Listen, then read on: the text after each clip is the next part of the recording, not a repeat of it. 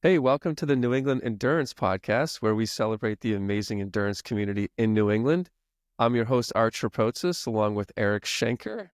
Hey, great to be recording another episode, Art. I think this is episode 34, which is incredible. And this is a big one. Today, we're talking to a man who has not just seen endurance sports grow, but I can honestly say he has helped shape endurance sports in New England, if not the world.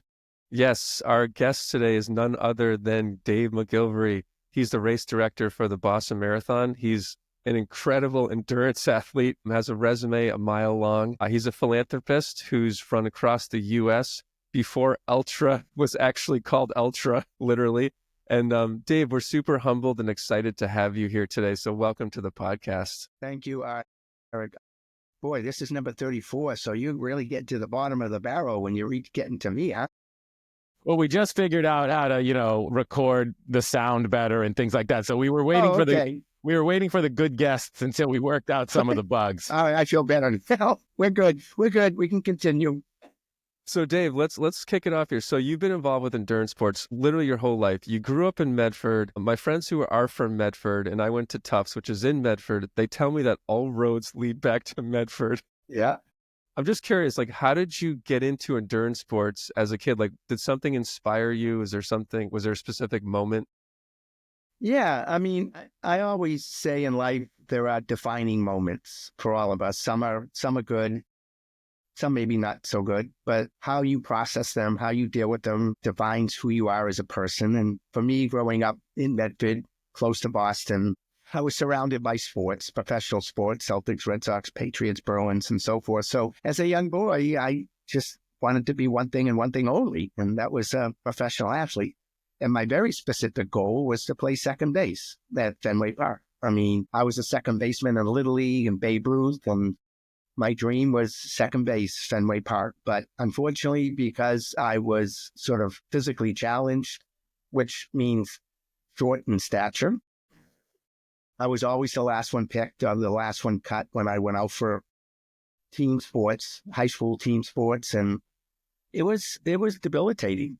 I learned the concept at the young age of 14, 15 of rejection that, not that nobody wanted me, but I couldn't make the cut. And so it was really tough. And I remember when I went out for the high school basketball team and I got cut, and the coach comes up to me, puts his arm around me, looks down at me. Well, everyone looked down at me. And he says, "Dave, if you were 5 inches taller, you'd be my starting guard." And I looked at the coach. I said, "Coach, I thought it had to do with ability level, not how tall you were." So I challenged the center who made the team to one-on-one to 21. He was 6'4". I was 5'4", 0.387 on a good day. I beat him. Defining moment in my life. And I walked off the court that day and I said to myself, I will never, ever, ever allow anyone to tell me I'm not good enough, that I don't belong. And I went home that night. I put a sign over my bed. The sign said, "Please, God, make me grow." Well, he must have been on vacation or answering someone else's prayer because he didn't make me grow, or did he? And I look back on my life in retrospect, I said, son of a gun, he did make me grow. He made me grow in so many other ways. Made me grow morally and ethically and spiritually, intellectually and mentally, made me grow internally. Because that's where it's all happening, is who you are inside, not who you are physically. So what did I start to do? I started to run. Why? Because nobody can catch you from running.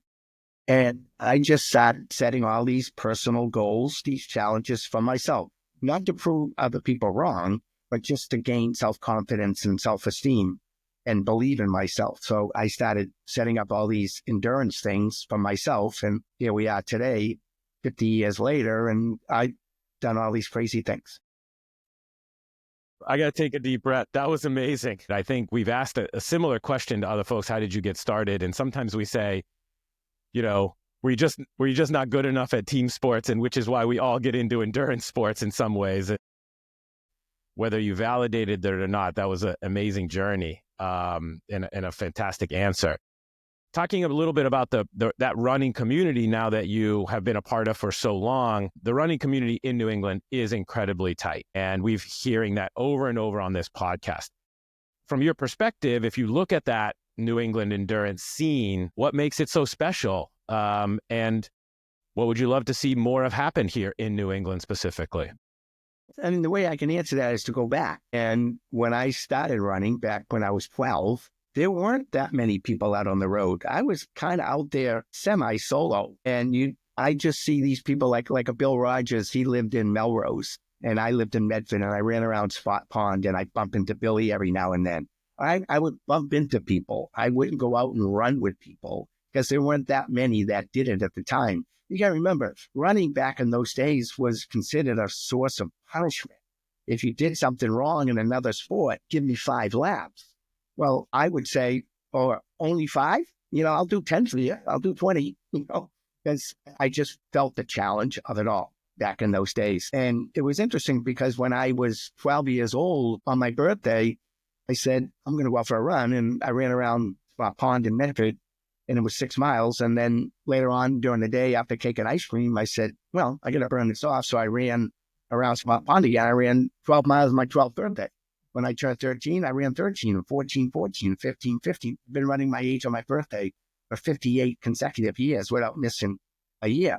But through all that whole process, that whole connection with the past, I've seen the evolution of this industry. I would like to think I was a little bit helpful in initiating it too, because in 1978, as you probably know, a friend of mine had biked across the United States from Medford, Mass to Medford, Oregon. And I thought, geez, if he can bike across the country, I can run across the country. Well, that's an idiotic comparison. But I was a runner, not a cyclist. So I said, I'm gonna work really hard at this. So I trained really, really hard for it, and that's what I did. I ran from Medford, Oregon to Medford, Mass, finishing in Fenway Park in front of 32,000 people. And then when I finished that run, it was funny because I took a 3-month leave of absence from my job as a actuarial assistant because I got a degree in math. And when I got back, my boss said, when are you coming back to work? I said, I just ran across a continent and I have a few days. Well, 3 days later, he fired me. And I thought, I just ran across the country for the Jimmy Fund, raising money for sick kids, and I get fired. And I said to myself, you know something? Best thing that ever happened to me. Because I knew I wasn't going in the path that I really was passionate about. I was passionate about athletics, about health and fitness, about feeling good about myself, about running. So what did I do? I opened up a running store in Medford, and I sold running shoes for a while. And then I started putting on events to promote the store, and I realized I liked putting on events more than shoes on people's feet. And I created this whole event management company when none existed prior to that in the country. And people said to me, you really think you can earn a living putting on road races? I said, I'm not putting on road races, just putting on road races. Well, what are you doing? I said, I'm helping to raise the level of self-esteem and self-confidence of tens of thousands of people in America. And they're like, huh? I said, you'll find out. So then I started building the business. And then phenomenon occurred, a defining moment again, where philanthropy entered the space. All the events I was producing, it was benefiting local charities because I wanted to give back. But then the local charities started putting on events because they realized they can raise a lot more money putting on a walkathon or a hike-a-thon or a race more than, a car wash or a cake sale. And I'm like, you son of a guns, I've been raising money for you for the longest time, and now you're my biggest competitor. But then all of a sudden, that started changing, and these things got so massive that they started hiring me to manage their events, which was pretty cool. And then all of a sudden, the whole women's movement, and then they started entering the space. And it just, as you know, took off. So running here in New England in the late 80s and early 90s just started, exponentially increasing. And then I realized then that, this could be a good business. So you did a really cool event back in the 80s I wanted to bring up. It was called the New England Run, and it was a massive triathlon that covered all 6 states. You raised money for the Jimmy Fund. You ran up Mount Washington. You swam across Lake Winnipesaukee. What, first of all, why did you do that? And what stood out at you, from that experience? And would you recreate it today if you could? Yeah, well, I mean, the first thing of any significance I did was running the Boston Marathon in 1973. I decided I was going to do it in 1972 as a senior at Medford High School. And I called up my grandfather, who was a supporter of my athleticism. And I said, Grandpa, I'm going to go run that race in Boston. He goes, they call that the Boston Marathon. I said, oh, well, that's a good name for it. I'm going to go run it. So my brother My grandfather said, I'll meet you at Coolidge Corner because he lived right near the course. Right? I said, okay, I'll see you at 24 miles. My brother drives me to start. I take off. I'm running. I got to the hills of Newton and bam, down I go, flat out in the hills of Newton. I got taken to the Newton Wellesley Hospital in an ambulance. I finally get home. I call my grandfather. No answer. Call him again. No answer. Finally, 9 o'clock at night, he answers the phone. I said, Grandpa, where'd you been? He said, where have you? I've been waiting for you all night. The old man, Kelly, goes by. Street sweepers go by. No Dave. I said, well, I quit. He goes, what? I said, I failed. He goes, you didn't fail. I said, no, what I do? He goes, you learn. I said, what did I learn? You learn you cannot go along in life and set reckless goals. You had no business being in that race. He said, I cut another deal with you. I said, what? He says, you train for it next year. I'll be here waiting for you. Deal. 2 months later, he died. I said, oh, I got to do this for Grandpa. I train. Officially registered for the 1973 Boston Marathon. I'm ready to go. And the day before the race, I got sick. My parents said, you can't run. I said, I have to run. The newspapers are saying, Dave running in memory of Grandfather. They said, you're too sick. I said, can you give me something that very few other people have ever given to me in my life? What's that? A chance. I mean, isn't that all we ever want in life? Any of us is a chance to do something, to accomplish something. They said, okay. They threw me to the side. I took off. I'm running. I got to the point where I dropped out the year before. I'm doing a survivor shuffle over the hills. And finally, right by Boston College, bam, down I go again. 21 and a half miles.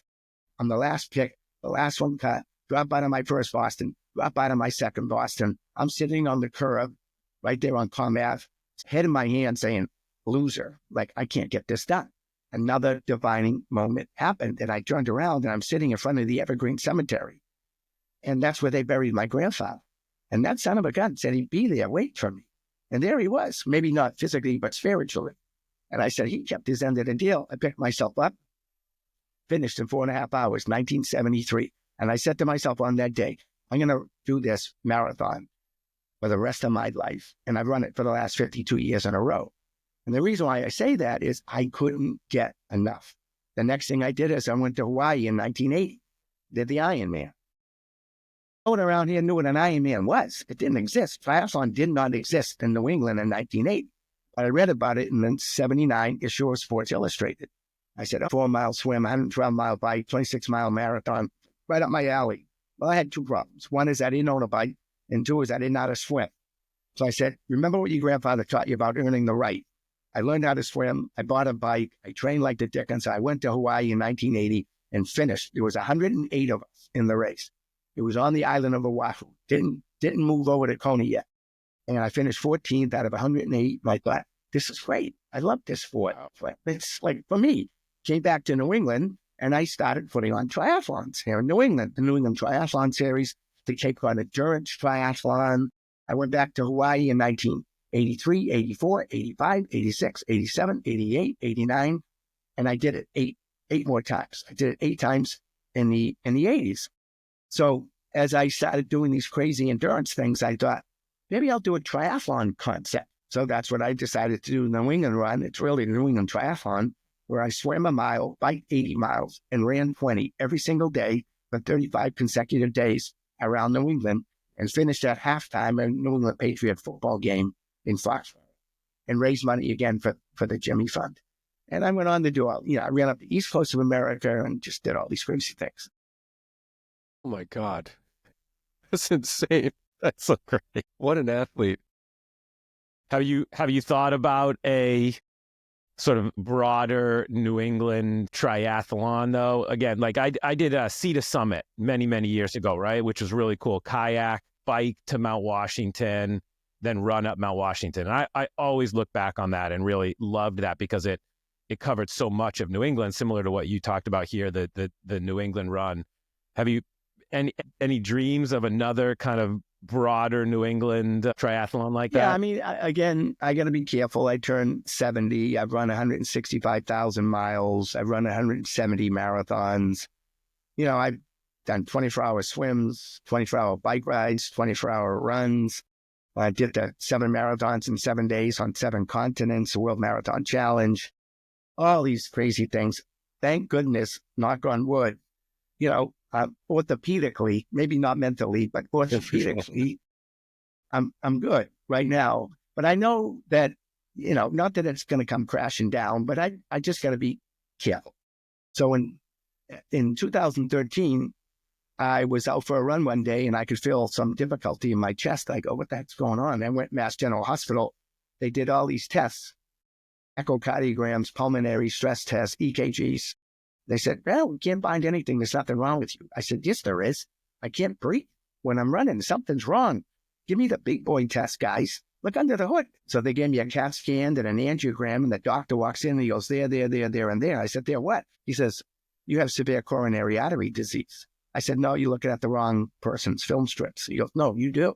I said, how the heck did that happen? All these endurance things I've done, how can I be sick? They said, I don't know, genetics, self-inflicted. I said, let me ask you this question. What? Is this reversible? He goes, it depends. I said, depends on what? He goes, depends on the person. I said, well, you're looking at him. I'm over here. He goes, you, when you're disciplined, you're going to have an impact on your own illness. I said, well, sign me up. I changed everything. I changed my diet, nutrition, my sleep habits. I always thought sleep was overrated. Stress. It was right after the Boston bombings. I mean, a lot was going on in my life. And so I said, I got to get healthy again. And I learned a valuable lesson as an endurance athlete that just because you're fit doesn't mean you're healthy. And I always thought it did. I thought it did. And so, I said, all right, I got to fix this. I got to fix it. So I called up the Ironman and I said, hey, it's Dave again. And I've done the race 9 times or 8 times. Can I come back and do it one more time? And they said, yeah, you can come back, but you got to get a note from your doctor. I said, a note from my doctor? I've never got a note from my doctor. Well, we heard about your illness and we don't want you going down in the lava fields. All right. I went to my doctor. I said, can I have a note? He goes, no. I said, why? I don't want you going down in the lava fields either. And I said, what's it going to take? He goes, we got to do another angiogram on you and see if you've made improvements. Well, they did. And he says, oh my goodness, I've never seen this before. I said, what? Because you reverse your own coronary artery disease by over 30-40%. I said, all right, got my note. Gave me the note, went back to Hawaii, did the Ironman in 2014. So I did it for the 9th time. And then just this past August, I turned 70. And I said, what do I want to give myself for my 70th birthday? Call the Ironman again. I said, any chance I can get in to do Kona for my 10th time? Yes. So this past summer, 2 hours to 7 hours every single day for 6 months, I trained for Hawaii and went back in October and did my 10th Ironman and felt pretty good throughout the whole race, finished up, all good. So now I'm sitting here going, what's next? And to our point, Eric, is, does there always have to be something next? And the answer to that for me is yes. Why? Because when kids, especially kids, ask me all the time, what's your best accomplishment? My best accomplishment? I said, well, my best accomplishment is my next one. It's like, what do you got for me lately? Because the past is gone, right? It's over. I want to take the river out of my car and throw it away. So what do I got? And so I'm working on that now. When you look back on your past, though, what was your toughest event? Was there one event that was like, oh my God, that was so hard? Well, as silly as it may sound, I swam in a pool nonstop practically for 24 hours. I rode on a bike nonstop for 24 hours, but I ran 120 miles in 24 hours. That was hard. That one was really hard. I mean, doing the 7 marathons in 7 days on 7 continents, 7 marathons, in a row, different continents, different parts of the world. The running part of it, this sounds a little odd, but the running part of it was the easy part. It was the rat race in between, jumping on and off of airplanes, trying to recover at 35,000 feet. And so people would think that on my resume that might have been the toughest thing I ever did, but not really. Of course, running across America in 80 days, averaging 45, 50 miles every single day without a day off, through 120 degree in the desert, over the Rocky Mountains, 14,000 feet, with, 18 wheelers trying to run you off the road, and just all the different challenges of running across a continent would take. That was hard, over a period of time. But, everything has its own challenges and a different degree of difficulty. But, like I said, I'm looking forward to the next one, whatever that is, and I'll come with it soon. Well, I hope you let us know, and we'll announce it here and try to help raise some money, because I'm sure do it with me, whatever it is, right? You'll do it with me. You know what? Crazier things have been done, so I will not say no. And Art and I are always up for a challenge, and I think we like to challenge ourselves. You said New England endurance. You're from New England. You're you're right. All right, your athletic feats are legendary. We have established that, but I'm curious. I want to kind of sort of maybe aim towards the Boston Marathon a little bit now. Like starting with like how did those experiences as an athlete shape how you have come to organize and run the Boston Marathon? Sure. Well, I had, like I said, I finished in 73, said I'm going to run it for the rest of my life. I ran it 15 years in a row. Then in 1987, there was some incidences that occurred out at the start in Hopkinton. There was a wheelchair crash at the start, and there was a rope tripping incident. They fired the gun without moving the rope that they held across the starting line, and runners tripped and whatnot. Somebody decided we better hire someone to take a closer look at this. And luckily for me, they hired me as the technical coordinator for the Boston Marathon in 1988.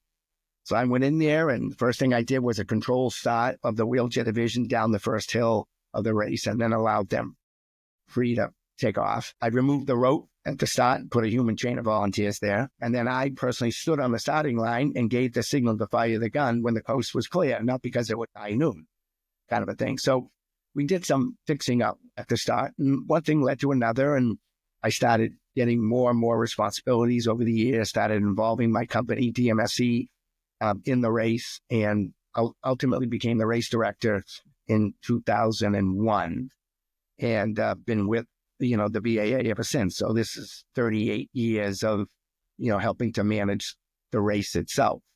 When I got the job in 1988, I was like, what do I do? Do I help run it, direct it, or do I continue to run in it as I had promised myself?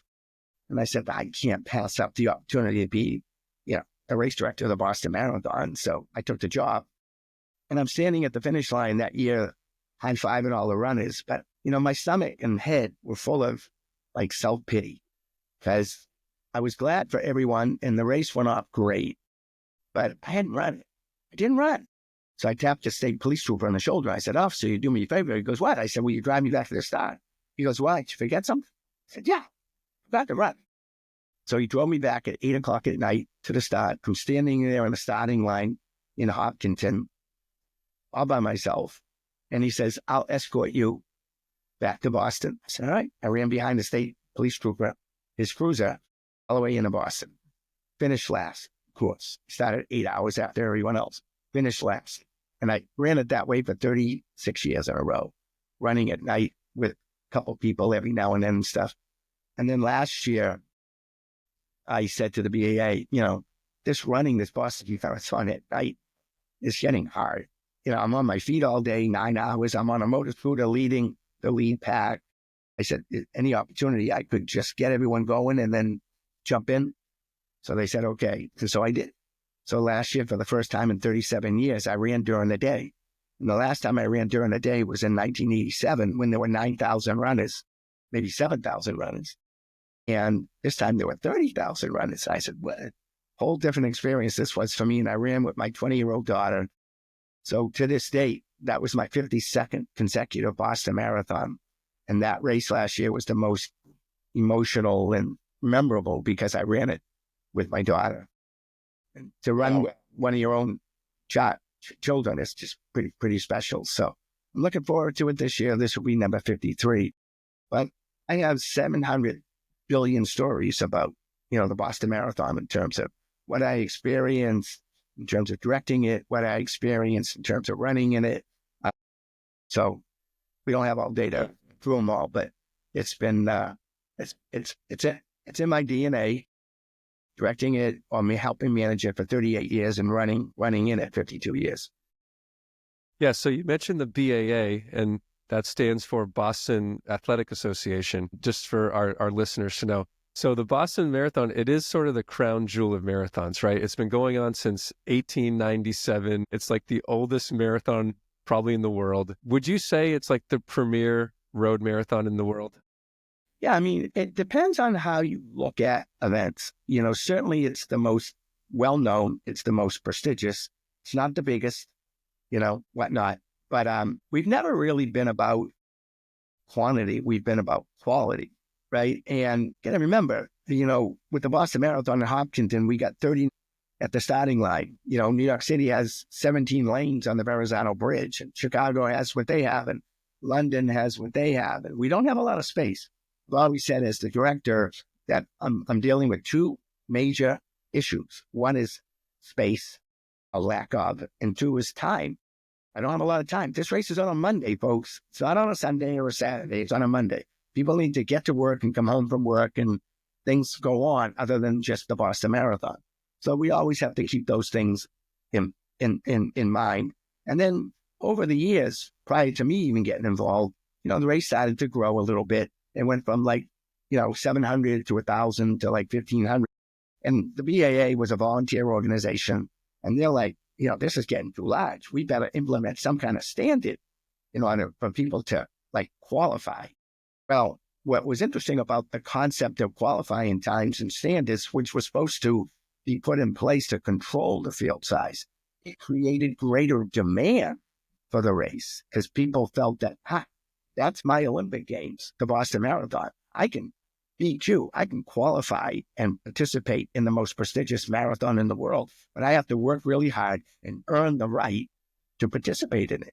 So all of a sudden, the demand for the thing exponentially grew. So the race even grew even more from 1,000 to 5 to 9,000. And then at the 100th, we had 38,000. So we went from 9,000 in 1995 to 38,000 in 1996. I spent 2 years, the staff and myself and everyone spent 2 years putting together the plans, the operational plans for the 100th running the Boston Marathon, because it was the largest marathon in the world at that time. In this little town of Hopkinton, and these little streets that were only 22 feet wide coming out of Ashland, no one ever heard of anything like that. So, and it still remains what I would like to consider the holy grail of road racing and marathoning in the world. Yeah, let's dig into the BQ, Eric. Let's talk about the BQ. The BQ, as Art learned on this very podcast, stands for the Boston Qualifier. And to use your phrase, Dave, it's the holy grail for runners. I mean, just to hit the qualifying time, even if you never run the Boston Marathon, people focus on that, right? Just to actually get the BQ. But let's be honest, okay? Is it so tough because you are just masochists and are just trying to create torture and pain for all those runners out there? Or is it just what makes this running the Boston Marathon and getting your BQ the ultimate badge of honor? I mean, just to be honest, neither of those. The standards are set to still control the field size. In 2007, we opened registration and it sold out in 8 hours and 3 minutes. So if you were, a heart surgeon and you were working on somebody that day and you came home and you had qualified for Boston and you go log on and it says, sorry, no more room at the inn, how would that have made you feel? Like you thought you were automatic. So we had to change the whole registration process for the Boston Marathon from that point on, because there were way, way, way more people qualifying than we had room, right? And now we have this other dynamic, which I support wholeheartedly, of the charity program. So 80% of the runners in the race qualify and 20% don't. And those 20%, the majority of them are raising money for a very worthwhile cause. It's another way to get in, but you got to do more work. And you got to not only train, but you got to raise money. And, last year we raised collectively over $45 million for worthwhile causes in the New England area. So it's a very important part of the race now. But as a result of 80%, though, if our field size limit, based on how many people we can truly handle safely and efficiently, and we have to reopen the roads on a very sophisticated road reopening program, we can't have people out there all day. So there's a limit. And right now that limit is basically 30,000. Well, 80% of 30,000 is 24,000. So for the last few years, we could only accept 24,000 qualified runners. So the way the system works now is that anybody who qualifies has the right to apply. Not that you're guaranteed a spot. You can apply. And then once everyone applies, it's like applying to a college. Even if you're a valedictorian at your high school, just because you apply to Harvard doesn't mean you're getting in, because they're going to ping you against all the other applicants. And they want to take the best of the best. Well, that's what the Boston Marathon is about. It's about the pursuit of athletic excellence. It's about taking the best of the best. So we let everyone apply, and then we know what our cutoff is, how many people we can accept. So we go down the list based on how much you beat your qualifying time by. And when we get to the field size limit, we shut it down. And then anyone after that, unfortunately, don't make the cut, which, in my opinion, unfortunately, stinks. It stinks that we have to turn away people who actually qualify. But sometimes you're a victim of your own success, right? So that has happened. This past year, we turned away 12,000, not runners, 12,000 qualifiers. Once those letters go out, guess who gets hammered by, hey, I only missed by 10 seconds. Can you get me in? But the fact of the matter is that the only way then that you can sort of manage the demand is to squeeze the time. And so the BAA decided for 2026 that the qualifying times are going to be squeezed by 5 minutes, which means that everything being equal, then if everyone runs the same times, although people up their game and they'll run faster, but if it stayed the same, we would not be turning away as many people. Art and I scientifically have proven that the men's age 50 to 55 is the most competitive age, right? Like, just because both he and I are in it, and we just agree that the most handsome, smartest, sort of fastest athletes are men. Makes sense to me. Makes sense, right? Like, I think we can all agree on that. That's science. But so, like you said, for 2025, you had 36,000 people qualifying who ran a qualifying time. For reference, the men's 50 to 55 was a 3:25. Yeah. Okay.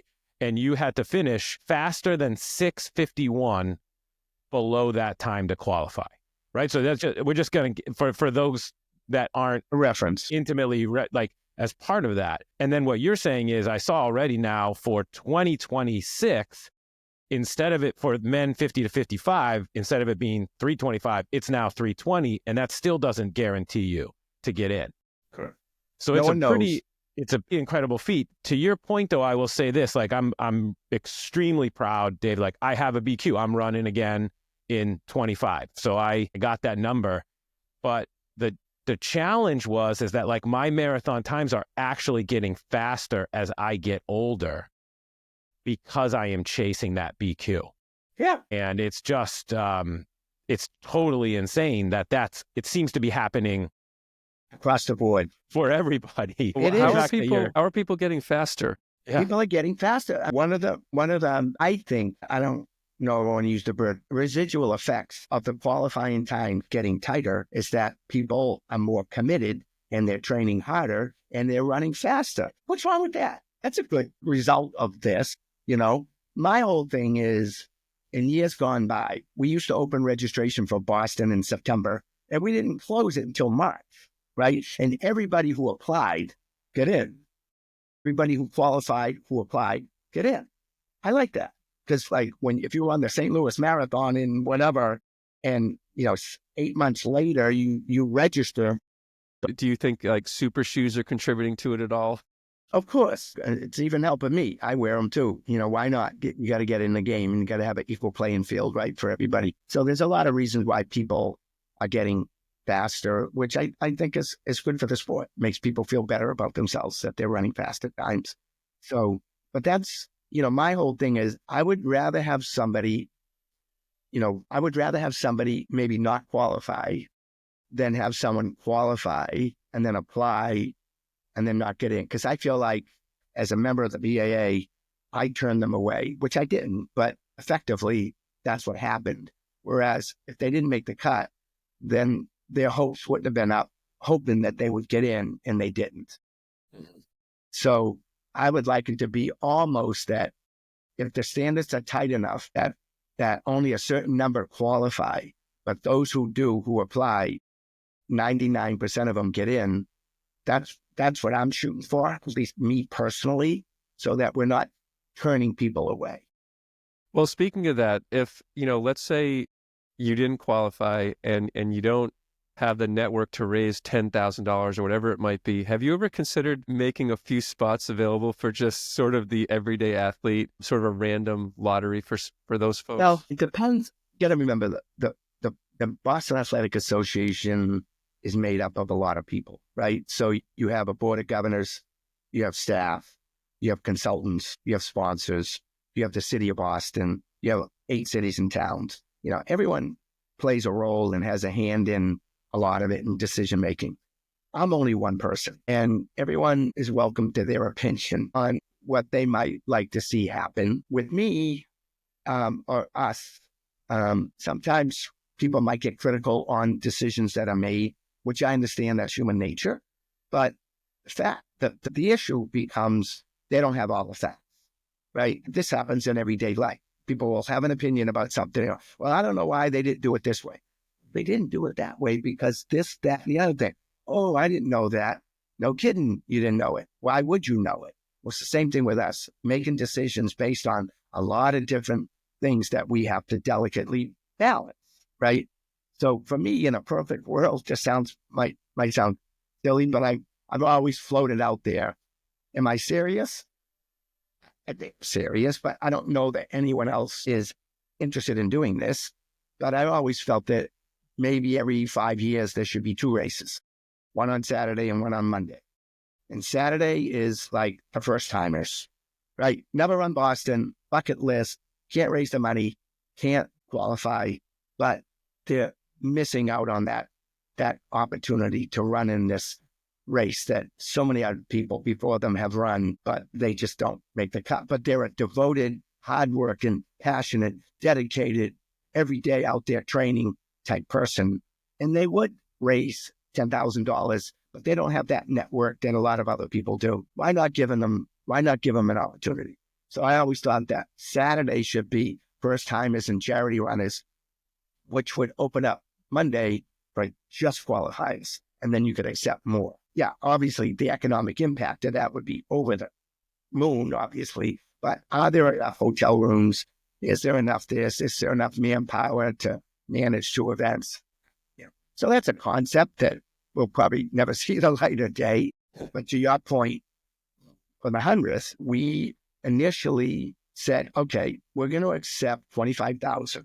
That was our goal, a year out. And thinking at the time, we would probably get around 15,000 people to qualify. And then we would have a lottery. And the lottery would be, say, 10,000 people. So we had a lottery and we picked 10,000 people. But we never shut registration down because we never had to, thinking we'll still get the 15,000 qualifies. Well, right after January 1st, all of a sudden, everyone and their uncle decided to register. We're like, oh, where did all these people come from? So we ended up getting over another 10,000 people, like another 15,000 people register in the month of January. Well, I had all these plans for 25,000 people. All of a sudden, the race fell to almost 40,000, right? But my point being, and then I had to adjust all the plans. It was a nightmare to try to figure this all out, but we did, and it worked great. But the point being is that for the first time only, there was a lottery in the Boston Marathon. So people get in who otherwise never would have had an opportunity to run. So maybe that's something that could be considered someday. Again, that's above my pay grade. I really love that. I think that idea of a Saturday race is pretty interesting. I was lucky enough 2 years to go to Flanders, which is a big bike race, a one-day classic. And they do something similar. They do a citizens race on Saturday, and then you watch the pro race on Sunday. And you get to ride that course. Yeah. I'll always be thankful for that. But here's another alternative for people who don't qualify. So last year, I missed my BQ. I didn't get it. So I didn't run in 2024. So I did the midnight ride. Okay, I did the midnight ride. Right. So my question for you is, and for those that don't know, the cyclist, the midnight ride is a sort of unofficial, loosely organized, not really organized. Cyclists start at the finish line the day of the marathon at midnight, and they ride their bikes to the finish line. Start at that starting line. Start at the starting line in Hopkinton, and they ride. And I had never done it. I learned about it on this podcast. I did it. There were people out there with like lights on their bikes and horns, and like people having a great time and everything. My question for you is, do you hate it? Do you love it? Is it a headache? You're setting me up here. No, I mean, this is an open, like, you won't say anything bad. I think it's just, it's a really interesting community grassroots event, but I can imagine as an organizer, you're like, oh man, we don't need all these cyclists riding out there at midnight. Well, I mean, it's a free country and open road, pretty much, I guess, do what you want. I mean, if the cyclists take over the road and you can't get vehicular traffic through or it becomes dangerous, that's not good for anybody. So as long as it's managed properly, we're not doing anything out at the start line at midnight. I don't even get there myself until about 4 a.m. or so. So, in terms of assembling there, that's up to Hopkinton and Hopkins Police and all of that. It's not the BAA's call or any of us managing our race call. It's more the cities and towns and what they allow and wouldn't allow. My biggest concern would be just if it got too late or too long, is it inhibiting the work we need to do to set up the course and the finish for the race? I know that in the past few years when that event, in the initial years of that event, they got right to the finish line, but we got to the point where we say we can't have all these cyclists all over the finish line when we're trying to set up for the marathon. So now I think they are directed to exit at Exeter Street and not cross over the actual finish line itself. That's correct. But I will say, it was pretty cool. I got to be honest with you. You're standing there. You just rode 26 miles, which is a legitimate bike ride. It's dark, and you get to the lights, and the finish line is set up, and it's bright, and you're there with it. It's pretty cool. I got to say, it was pretty cool. I will miss doing it this year. And my friend who I did it with, we call him Cookie Bob. He's one of our sponsors. He said, Eric, you're never going to get your BQ again, which is probably right, because I just keep getting older and these times just keep getting faster. So he says, you got to do the double.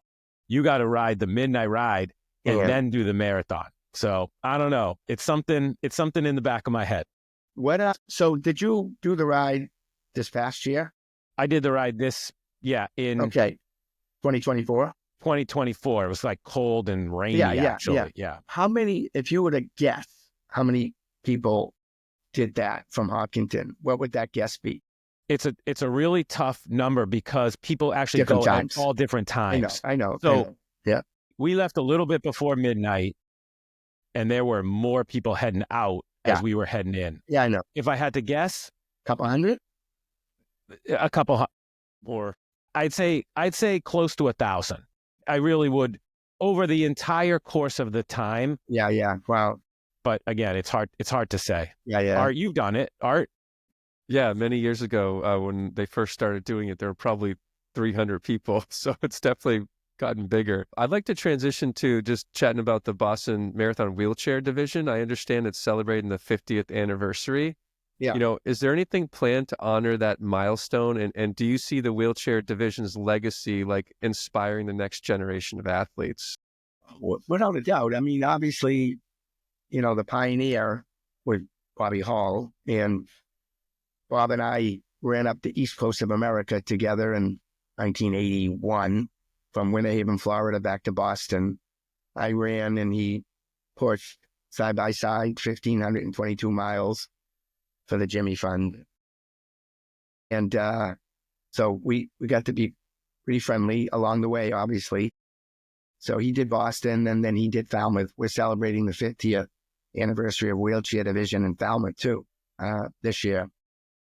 So the BAA, to my understanding, have recruited, the best of the best and increased the field size of the wheelchairs just a little bit and increased the prize money significantly. The first place prize money to celebrate 50 years is $50,000, men and women. Total purse is in that dollar range. But I think the BA has a lot of things that they're working on to celebrate the fact that it started with Bobby here in Boston. A lot of things started first here in the duo division with the Hoyts started here in Boston. The wheelchair started here. Hand cycles, I believe, started here. A lot of women running in marathons here in Boston. The list goes on and on and on. So there's always something to celebrate here in Boston. Absolutely. And And you know who likes to celebrate is the crowd, right? So let's talk a little bit about the Boston Marathon crowds, right? They are iconic. From the first step on the Boston Marathon, there are crowds, right? Like it's deep. It's real. It's hard to imagine for people how many crowds. Somebody said, a friend of mine ran, she's from Sweden. She ran the Boston Marathon and then she ran the New York City Marathon. And she said the New York City Marathon fans, they applaud. They're out there cheering. The Boston Marathon fans are racing with you. Like it's a different sort of engagement that the fans have. But I'm a competitive guy. So who are the craziest fans along the way? You know, coming over Heartbreak Hill, you hit those Screaming Eagles. It's pretty awesome. Wellesley, boy, oh boy, you hear that thunder coming from a while away. Where are the best fans along the course, Dave? Well, obviously you got to be able to get to a spot in order to cheer from that. So it all depends on where the major intersections are to be able to get there to have a dense crowd. Obviously going through Kenmore Square is pretty loud too in the rest of the way, but certainly runners look forward to getting to Wellesley for the stream tunnel and then getting to BC I won't say too much, but just to get up and over the hills and get by those, not inebriated, but, devote. You got to remember that Boston it's gotten out of hand. Yeah. I would say. Yeah. Whatever. So what's interesting about Boston, the fans, is a 10-second story here for me is, so during the hot year, 2012, it was 89 degrees at the start and along that entire course. And we ramped everything up from our water stations to spray stations at all our fire stations to, ice out on the course, yada, yada, yada. And so the race happened and generally, no one died. Everyone survived. We transported 250 people to area hospitals. We treated 2,200 in our medical tents. It was worse than a war scene, but everyone went home. But later on that night, I ran. And as I run at night, I take pride in how much our volunteers clean up after ourselves, the water stations and everything else. But what I noticed that year more than any other year is there was trash everywhere. But what the trash was, single-serve water bottles that we don't serve. We don't pass those out. Popsicle sticks, plastic bags that had ice in it. In other words, the fans were the ones that helped keep our runners going and alive and healthy and safe. They all, and more than any other race, major marathon in the world, we go through residential communities. We don't go through downtown. I mean, only 2.6 miles of the Boston Marathon is in Boston. The rest is Ashland, Natick, Newton, Wells, So we're running by someone's front door, so they just come out and they are the most knowledgeable, understanding, fans, marathon fans in the world. They don't necessarily at mile 18 yell out, way to go, almost done. I'm not almost done. I got 8 more miles to go and it's hilly. So, they know not only do they yell and scream and cheer, but they know what to say too, right? Yeah. And they know what to hand out, what not to hand out, stay back, all that. So I agree with you. They're like just the sixth player on a basketball team type thing. Yeah. That's a great story. So we have a couple more questions left here. One of them is one of our favorite questions to ask is about hidden gem endurance events in New England. And we asked this question recently on the podcast. You probably know Karen Smyers. She referenced the now defunct Medford Triathlon as being one of her favorite hidden gem endurance events, which I think you were probably organizing. Are there any hidden gem endurance events you want to share with our audience that you just love and would encourage us to participate in? Yeah. Well, first of all, as far as Karen, I was her agent manager for a number of years, and I directed the ITU Triathlon World Championship in 1990 in Walt Disney World in Florida. So that was the second World Championship. What was it? Avignon, France was in 89, and then 1990 was United States, and I directed that race, and Karen won it. And I was her manager at the time too, so that was pretty cool. So Karen won Bay State. Like I said, I did the Ironman in 1980, and when I got back, the very first race I ever directed was the Bay State Triathlon in Medford.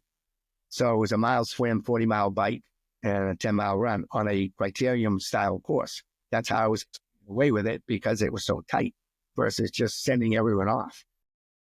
Karen won it, and we had, Dave Scott came and won it, and Finley came and won it, and just all the iconic U.S. athletes. I represented most of them, if not all of them, back in those days.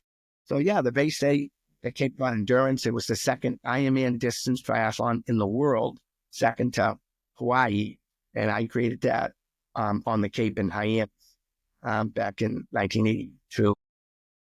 But a lot of these races that were around then have since gone away. But the one I'm trying to bring back is the Fenway Park Marathon. So I put on a marathon inside Fenway Park on the warning track a couple of years in a row. So that's 113 laps on the warning track inside Fenway Park. So that was pretty amazing. When people like criticized me, said, "You're not going to get anyone to do that." Well, I needed 50 people. I got 50 people in about an hour. And people said, that must have been the most boring marathon in the world. It was probably one of the most exciting marathons in the world. You're in this iconic stadium, the Shrine, you had the Jumbotron, you had fans in the stands, you had, chip technology, keeping track of your laps. And it's the only marathon I've ever run in my life where I could run in the marathon and watch the whole marathon at the same time. Like, that's cool. Michael Wardian won. I was watching Michael. He was passing me left and right and this kind of thing. I was directing it and running in it. And I put on a marathon inside Gillette Stadium. So there are some races like that existed that don't now, that I'm trying to bring back. I'd love to do the Bay State again. But we've had a lot of amazing endurance events here in New England over the years. I created the New England Triathlon Series, one race in each of the 6 New England states, USTS races here. I've directed about 150 triathlons, World Cup races. One of them was at the World Trade Center in Boston, where the transition was inside the building. Imagine racking your bike inside of it. And so people would jump off the dock, swim around the pier, come up the stairs, go into the building, get on their bike, run the bike out, bike around Memorial Drive, come back, and then run around, the seaboard and stuff. I've directed about 1,500 events, and there's so many of them that have been just unbelievable events over the years. Those are really cool. I love the idea of bringing back the Boston, the Fenway Park one. I did the Spartan Stadium Series in Fenway Park, and you go through the locker room. I mean, it's like, to do something in that stadium is pretty cool. You run behind the scoreboard, so I wouldn't be surprised you could get a lot of folks to do it. The rest, I emailed them 2 days ago and say I need an answer so I can sketch. But so hopefully they'll do it. All right, Dave. Yes. Final question. You've done great. This has been incredibly inspiring and entertaining. But our final question that we always end with is, tell us why you agree that New England is the greatest endurance region in the United States. I think for a number of reasons. One is just the conditions within which we need to, we're faced with. Right now, I went out this morning, it was 18 degrees with wind chill at single digits kind of stuff. If you lived in San Diego or Miami or something like that, you're not dealing with that. Yeah, maybe not the heat, but, there are some tough, cruel conditions out here, but that's good. Whenever I wake up, if I look out the window and it's raining out, people say, "Oh, it's raining, I'm not going to go for a run." I said, I'm definitely going for a run because I want to be challenged by the conditions so that I'm acclimated to those kind of conditions if, in fact, we're faced with it come race time kind of a thing. That's number one. Number two, I think just the whole club mentality. There are so many different running clubs and triathlon clubs, and it just, there's camaraderie. There's the social aspect of it. There's being able to turn to somebody who has experience and, gain that knowledge from them who've been there before. It's omnipresent here in New England. So just to grow up here and be an endurance athlete here, knowing that there's so many current endurance athletes and former endurance athletes. I think events, there are some very unique events here in New England. We direct the Mount Washington road race. I direct the Falmouth road race, Boston. There's races that have been around for a long time, 50 years, 100 years. So to be able to grow up in this environment where the best of the best in the world have come here and participated, it's kind of thrilling to know that you're participating on the same course in the same event that they currently are or they have in the past. So, and I think media-wise, we're respected. We're treated like if there's a major event going on here in Boston or an endurance athlete who does really well, the media recognizes that and exposes that. And then lastly, philanthropy. I think we have a lot of good people here who recognize that they are fortunate enough to have their health and be able to do this, and they give back and they help those who are less fortunate. And a lot of people right now around here talking about doing something special for the victims of the wildfires in California. It's every day, it's constant. And so it's the best place in the country to participate in endurance sports. That was a phenomenal answer. Dave, and you're a nucleus, to the endurance community. I mean, the number of events that you've organized and the philanthropy you've done, like you've sprouted all these branches, and I don't know if you realize, but you've had a tremendous impact on this whole community. And I just wanted to thank you for that. And thank you for coming on the podcast today. This was fantastic. My pleasure, guys. Thanks for having me. Yeah, that's great. Is there anything, last question, anything you want to plug, Dave? We'll tag you in all of our social posts, but is there any sort of specific, anything right now that you're working on that you'd like to plug to our millions of endurance listeners? Well, I've been helped raise through my events, all the events and everything, $200-300 million for all these different causes. I started my own foundation, the Dave McGillivray Finish Strong Foundation, because I've written 3 children's books, Dream Big, Running Across America, and Finish Strong. And I'm writing my 4th children's book on Ironman. And it's going to be a great children's book, kind of thing.